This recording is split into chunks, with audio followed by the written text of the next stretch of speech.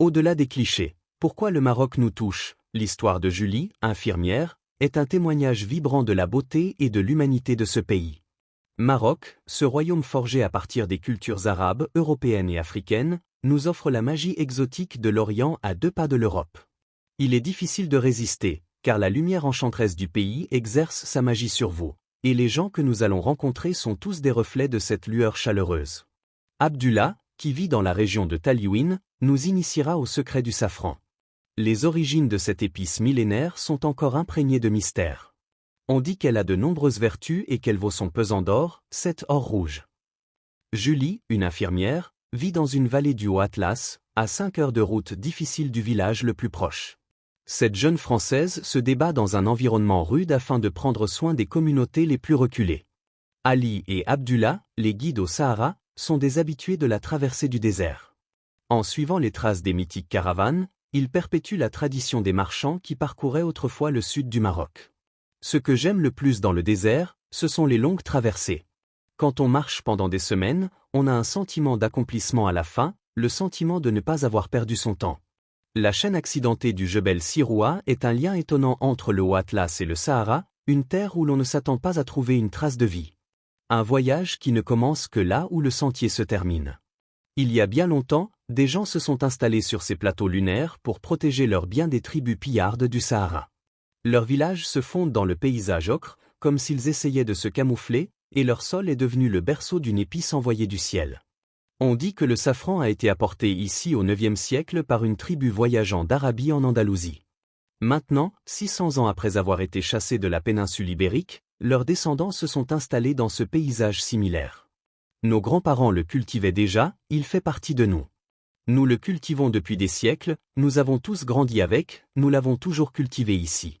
Français, Italiens, dans d'autres endroits, ils commencent juste à le cultiver, c'est un invité d'honneur dans notre village. Ici, la vie à Tiskouine, un village de petits producteurs, suit le rythme du safran. Pour Abdullah et sa famille, cette plante délicate est toute leur vie. Elle fleurit seulement 15 jours par an, mais de la cueillette jusqu'à la vente, elle demande un travail minutieux. Tout ce qui concerne cette culture doit être fait à la main. On se lève à 5 heures du matin, on fait nos prières, puis on prend le petit déjeuner et on part vers 5h30. On arrive à nos champs de safran au lever du jour, et on doit finir notre travail avant que le soleil ne soit complètement levé. Il y a 400 mètres du village au plateau où se trouvent les champs de safran. Le sentier escarpé longe souvent une pente abrupte. Il faut appartenir à cette terre pour ne pas s'égarer, c'est une route difficile, mais les gens sont habitués, ils n'ont pas le choix. La route n'est pas goudronnée, il n'y a que des sentiers ici. Sachez que c'est une marche de 45 minutes en montée tout le long, c'est un sentier très étroit, une montée vraiment difficile. C'est une coupe, c'est à cause de l'étranger le sentier est délavé par endroits à cause de la pluie, nous le réparons à chaque fois, mais il continue à être endommagé. Il y a une tempête, et c'est tout juste. Cette année, nous l'avons réparé 3 fois. Pris par les premiers rayons du soleil alors qu'il grimpe, ces producteurs de safran intrépides courent une course contre la montre tous les jours pendant la récolte. Même si nous devons nous lever tôt, ce n'est pas grave. Nous sommes heureux parce que nous avons hâte de voir tout le safran qui a poussé pendant la nuit. Nous avons hâte de sortir et de cueillir notre trésor. Si notre champ est florissant, la joie nous envahit. Quand la fleur s'ouvre, exposée aux premiers rayons du soleil, les filaments se dispersent et se perdent. Alors, chaque matin, avant que le jour ne se lève, nous venons cueillir ces trésors. Sur le plateau, chaque aube révèle de nouvelles fleurs, abritant ces précieux brins. Un miracle éphémère, pour lequel nous, les villageois, sommes infiniment reconnaissants.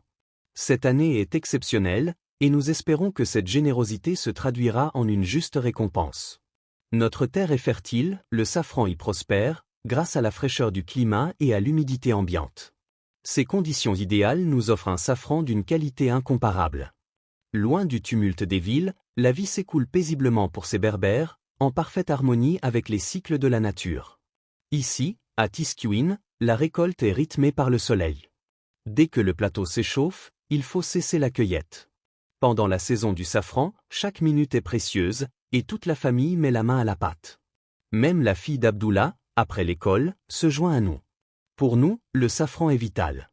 C'est notre principale ressource, bien plus que l'élevage. Sans lui, notre subsistance serait incertaine. Le safran, c'est de l'or. De l'or, que Dieu soit loué. Pourtant, même lorsque la récolte est abondante, le prix de vente reste bien en deçà de la peine que nous nous donnons. Nos yeux se fatiguent, nos mains s'engourdissent, nos jambes fléchissent, à force de rester assis des heures durant. Après une telle journée, on est brisé, incapable du moindre mouvement.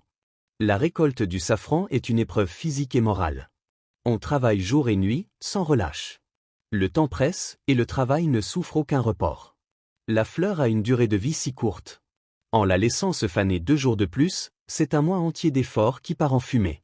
Mais, après ce mois d'activité intense, Abdullah se prépare à un long voyage sur les routes. Bon, il est temps pour moi de partir. Que Dieu nous protège. Priez pour moi. Sa femme s'approche. Que dois-je te rapporter? Abdullah répond, calme-toi, je dois y aller. Qu'est-ce qui te ferait plaisir? Des vêtements? Pourquoi pas? Et une paire de chaussures pour moi. Abdullah sourit, d'accord, je vous ramènerai de quoi vous faire belle. Maman, prends soin des enfants, mon absence ne sera pas longue, si Dieu le veut. Que Dieu te garde. Pesez ces précieux filaments. Il faut une balance précise. Voyez, elle l'est. Ça fera l'affaire, oui, c'est parfait. Et ça sent bon, vous avez raison. En plus, il a des propriétés médicinales. C'est bon pour le rhume, pour les infusions. Bon pour tout ce qui vous fait mal, oui, c'est bon pour tout. On dit même que c'est bon contre la mort. Ah, ça, je ne le savais pas. Bismillah. La demande croissante pour cette épice a fait grimper les prix, en même temps, a fait naître l'espoir chez Abdullah d'améliorer le niveau de vie de sa famille.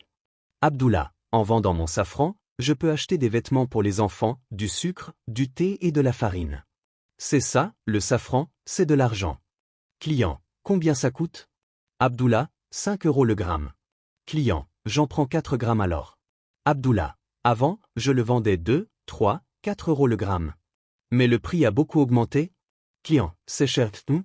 Abdullah, ce n'est pas cher si vous savez ce qu'il y a dedans. Client, ce n'est pas excessif, c'est du bon safran. J'en utilise beaucoup. J'en mets dans mon thé pour parfumer, dans le tagine, le couscous. J'en donne à mes enfants en infusion, quand ils sont malades. Abdullah, ici, c'est notre vie. Mes enfants ont grandi ici. Il faut cultiver le safran, les pommes. C'est la terre qui nous nourrit. Au terme de ce voyage, on comprend que la simple liberté de ces hommes, liés à la terre, est un don inestimable, qui alimente leurs rêves et les nôtres. Dans le silence et l'immensité des hauts plateaux du Sirois, la sortie de cette vallée est restée longtemps un mystère. Même au début du XXe siècle, on ignorait que cette vallée reculée était habitée. On dirait que le monde moderne s'est arrêté au seuil de ces gorges profondes. Julie, 24 ans, infirmière, a quitté sa vie à Lyon, en France, pour passer un an au Maroc. Accompagnée de Khadija, son interprète, elle se consacre aux habitants de cette région isolée. Un minibus a quitté le village en pleine nuit, empruntant l'unique route de la vallée, pour venir chercher les 2 femmes et les emmener vers leur prochaine consultation. Julie, on travaille ensemble. Elle m'apprend la vie quotidienne ici. Ce foulard fait partie de ça. Khadija, c'est mon guide, mon interprète, mon guide. Khadija souriant. Julie et Khadija sillonnent une vaste zone, travaillant dans 14 villages au cœur de la vallée. Pour y arriver, le trajet est une aventure en soi. Julie, cette piste est très longue. Elle s'arrête à Magdaz. À partir de là, il n'y a plus de route. On a l'impression d'être dans un coin complètement isolé de la planète. Khadija, ça semble vraiment loin de tout, et puis on se demande comment c'est possible qu'il y ait des gens qui vivent vraiment là-bas. On pense, mon Dieu, c'est presque contre nature. Homme marchant péniblement, visage marqué. Ali a lui aussi parcouru un long chemin pour recevoir des soins. Agriculteur, il vit à Ishpaken, à une 20aine de kilomètres.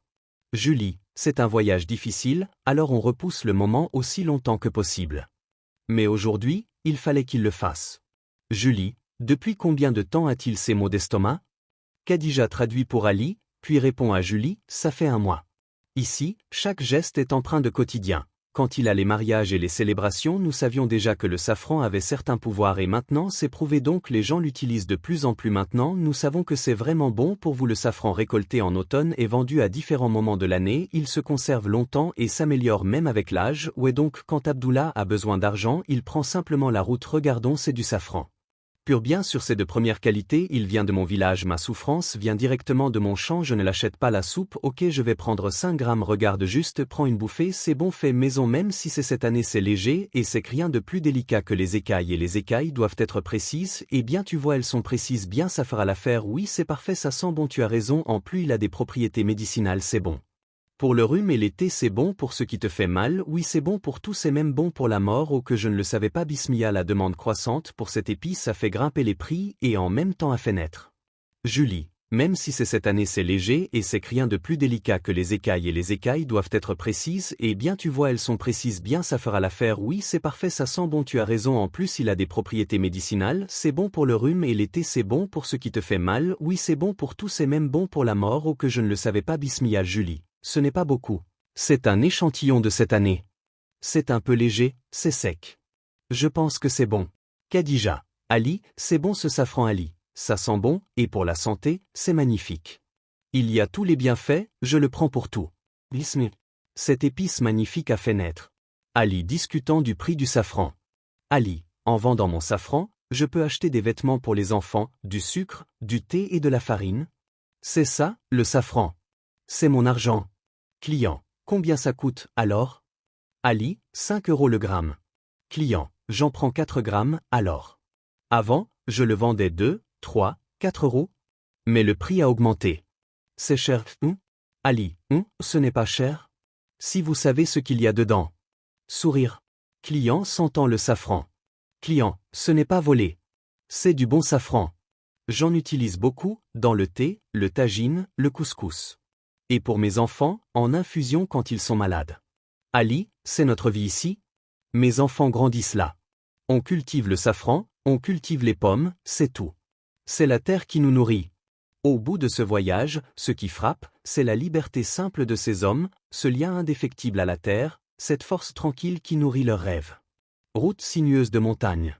Dans le silence et l'immensité des hauts plateaux du Sirois, la sortie de cette vallée des montagnes du Haut Atlas est restée longtemps inexplorée. Même au début du XXe siècle, on ignorait son existence. Un monde oublié, comme arrêté au seuil de ces gorges profondes. Julie dans le minibus avec Khadija. Julie, 24 ans, infirmière, a troqué sa vie à Lyon pour une année au Maroc. Avec Khadija, son interprète, elle se consacre aux habitants de cette vallée reculée. Julie parlant à Khadija. Julie, on travaille ensemble. Elle m'apprend la vie d'ici.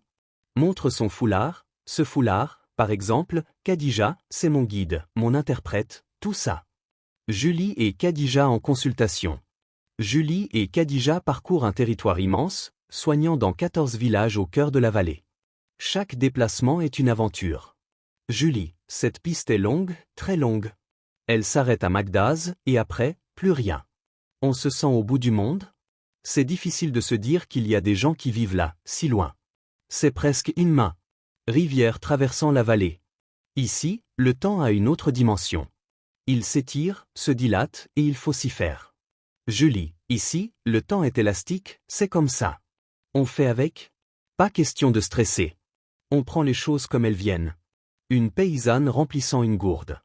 À Tiswin, l'élément vital, c'est l'Oued, ce ruisseau qui serpente la vallée.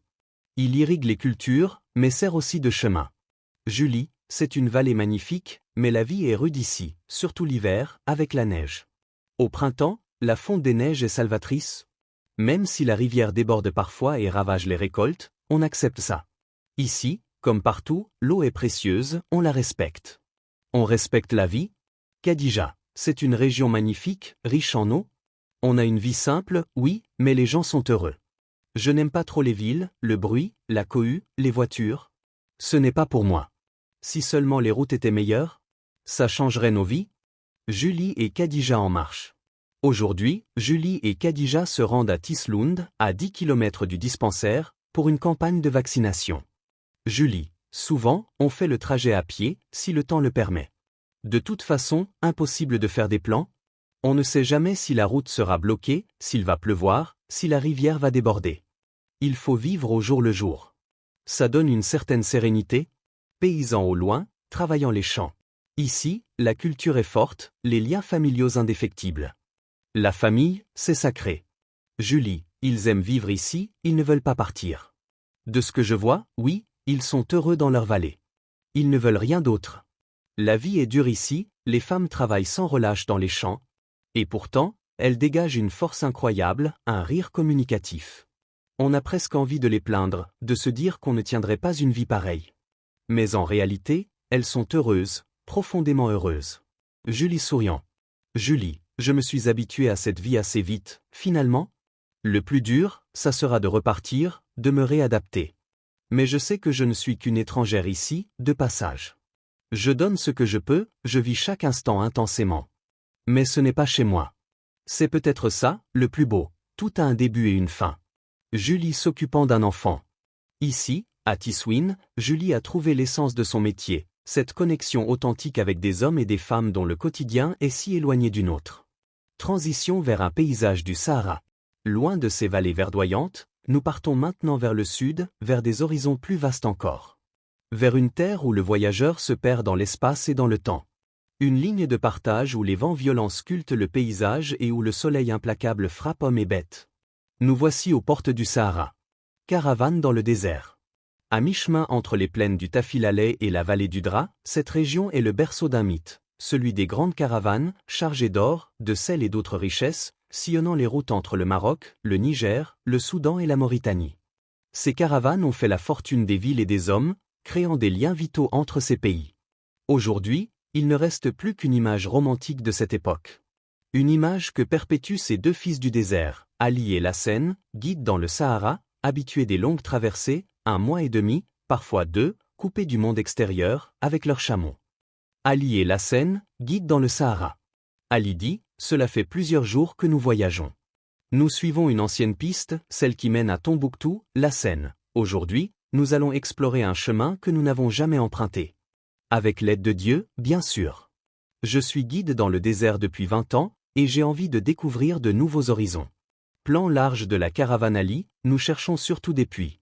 Si on trouve de l'eau, on pourra ouvrir cette nouvelle route aux touristes. Autrefois, les caravanes transportaient des dattes, de l'orge, des richesses inestimables. Il n'y avait pas de voiture? Tout se faisait à dos de chameau. On cachait l'or et l'argent. Ali montrant des cristaux de sel Ali, du sel aussi. Il transportait de tout. Lassen, aujourd'hui, les caravanes ont presque disparu. Ali et Lassen observant le paysage. Sans boussole, sans GPS, ils tracent leur route vers la vallée du Dra en lisant les signes de la terre. Des siècles durant, les caravanes ont foulé ces champs de pierre, mais leurs traces s'effacent peu à peu. Ali, regardez ces pierres, ces cairns. Ils ont près de 2000 ans.